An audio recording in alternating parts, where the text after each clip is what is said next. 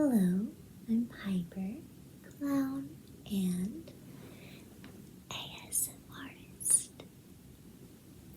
And today I'm going to continue reading Alice's Adventures in Wonderland, Chapter 2.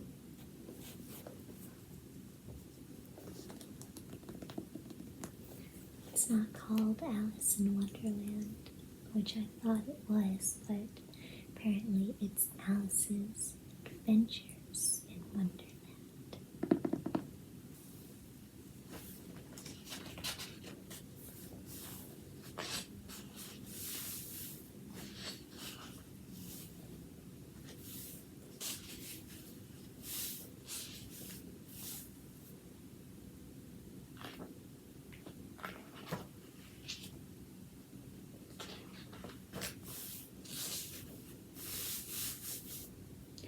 Chapter 2.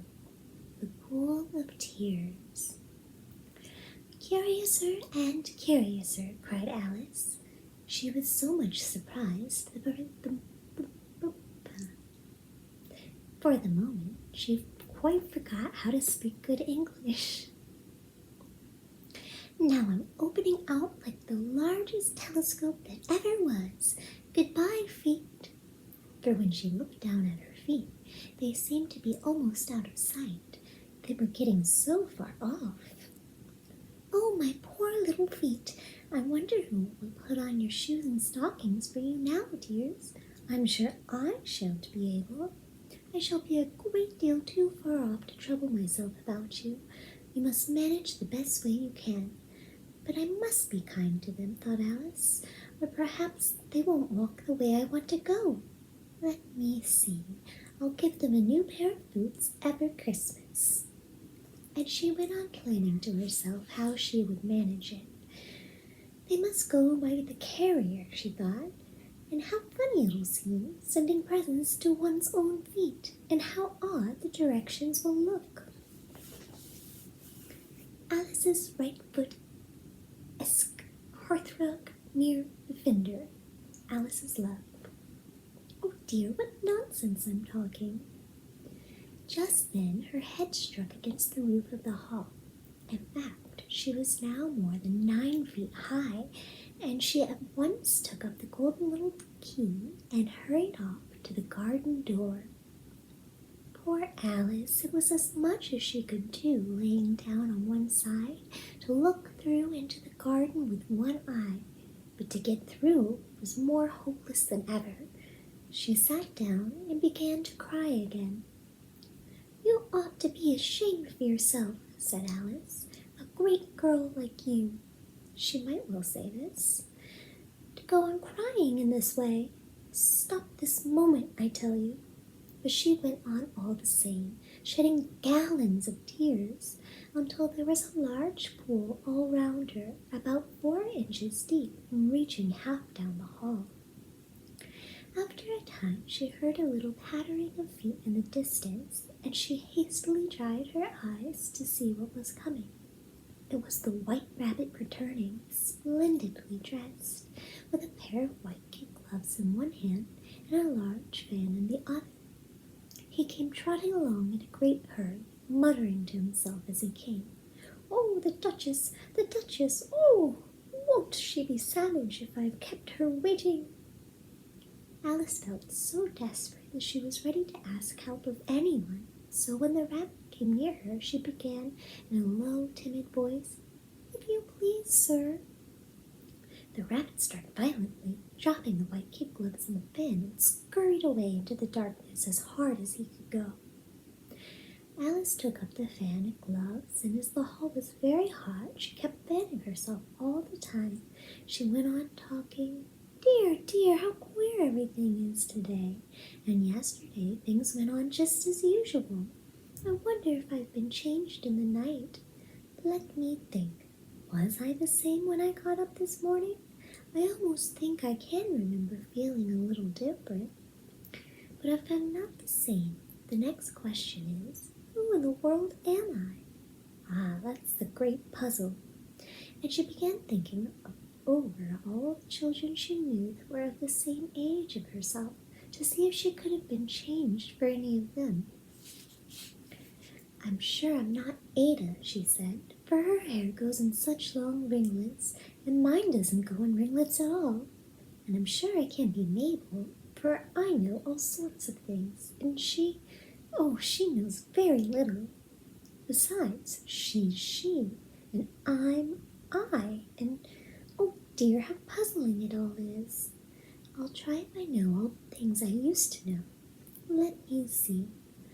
4 times 4 is 12, and 4 times 6 is 13, and 4 times 7 is... Oh dear, I shall never be able to get to 20 at that rate.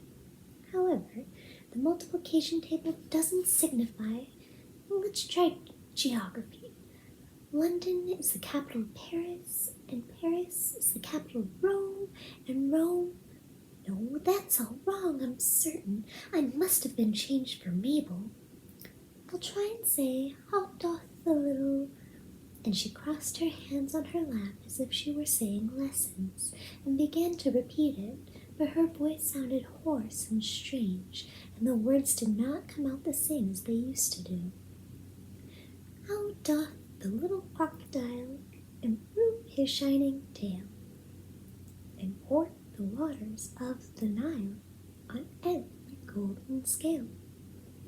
How cheerfully he seems to grin, how meekly he spreads his claws and welcomes little fishes in with gently smiling jaws. I'm sure those are not the right words, said poor Alice, and her eyes filled with tears again as she went on.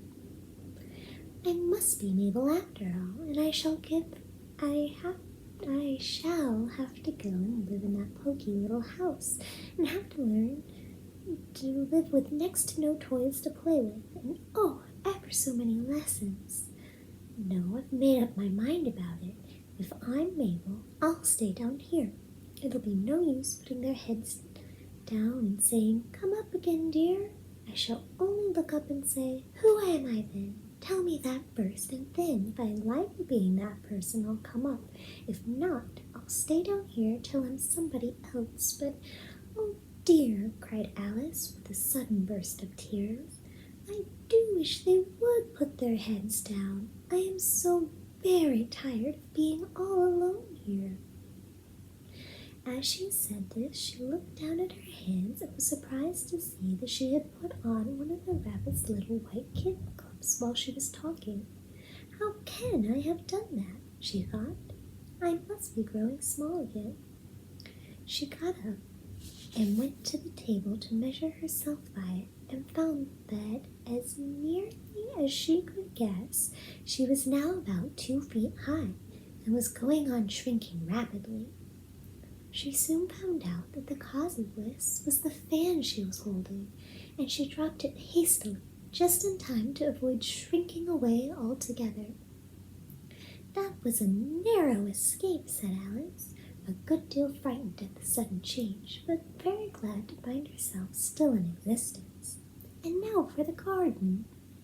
And she ran with all speed back to the little door, but alas, the little door was shut again, and the little golden key was laying on the glass table as before. And things are worse than ever, thought the poor child, for I never was so small as this before, never, and I declare it's too bad, that it is. As she said these words, her foot slipped, and in another moment, splash! She was way up to her chin in salt water. Her first idea was that she had somehow fallen into the sea, and in that case I can go back by railway, she said to herself. Alice had been to the seaside once in her life, and had come to the general conclusion that wherever you go on the English coast you find a number of bathing machines in the sea, some children digging in the sand with wooden spades, then a row of lodging houses, and behind them a railway station. However, she soon made out that she was in the pool of tears which she had wept when she was 9 feet high. I wish I hadn't cried so much, said Alice as she swam about. trying to find her way out. I shall be punished for it now, I suppose, by being drowned in my own tears. That will be a queer thing, to be sure. However, everything's queer today.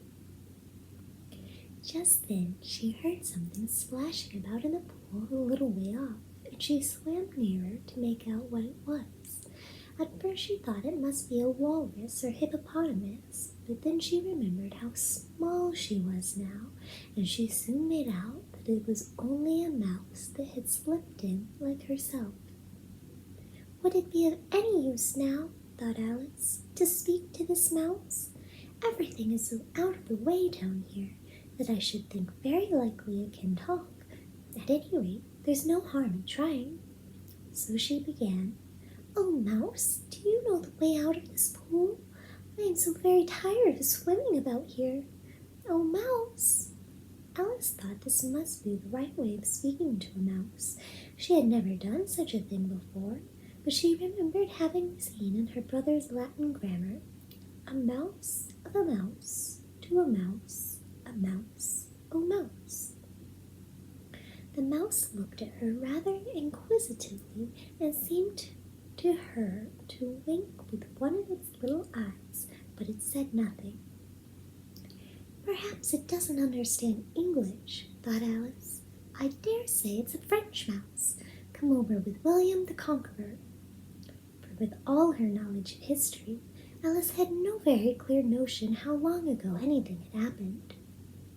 So she began again, "Oui, est la chatte?" which was the first sentence in her French lesson book. The mouse gave a sudden leap out of the water and seemed to quiver all over with fright. "Oh, I beg your pardon," cried Alice hastily, afraid that she had hurt the poor animal's feelings. "I quite forgot you don't like cats." "Not like cats!" cried the mouse in a shrill, passionate voice. "Would you like cats if you were me?" "Well, perhaps not," said Alice in a soothing tone. "Don't be angry about it. And yet, I wish I could show you to our cat Dinah. I think you'd take a fancy to cats if you could only see her. She is quite such a dear thing," Alice went on, half to herself, as she swam lazily about in the pool. "And she sits purring so nicely by the fire, licking her paws and washing her face. And she is such a nice soft thing to nurse, and she's such a capital one for catching mice." "Oh, I beg your pardon," cried Alice again, for this time the mouse was bristling all over, and she felt certain it must be really offended. "We won't talk about her any more if you'd rather not." "We, indeed!" cried the mouse, who was trembling down to the end of his tail. "As if I would talk on such a subject. Our family always hated cats. Nasty little vulgar things. Don't let me hear the name again." "I won't indeed," said Alice in a great hurry to change the subject of conversation. Are you fond of dogs?" The mouse did not answer, so Alice went on eagerly. "There is such a nice little dog near our house. I should like to show you. A little bright-eyed terrier, you know, with such long curly brown hair, and it'll fetch things when you throw them, and it'll sit up and beg for its dinner and all sorts of things. I can't remember half of them. And it belongs to a farmer, you know, and he says it's so useful it's worth 100 pounds. He says it kills all the rats and—" "Oh dear," cried Alice in a sorrowful tone, "I'm afraid I've offended it again." For the mouse was swimming away from her as hard as it could go, and making quite a commotion in the pool as it went. So she called softly after it, "Mouse dear, do come back again, and we won't talk about cats or dogs either if you don't like them." When the mouse heard this, it turned round and swam slowly back to her. Its face was quite pale with passion, Alice thought, and it said in a low, trembling voice, "Let us get to the shore, and then I'll tell you my history, and you'll understand why it is I hate cats and dogs." It was high time to go, for the pool was getting quite crowded with the birds and animals that had fallen into it. There was a duck and a dodo, a lory and an eaglet, and several other curious creatures. Alice led the way, and the whole party swam to the shore.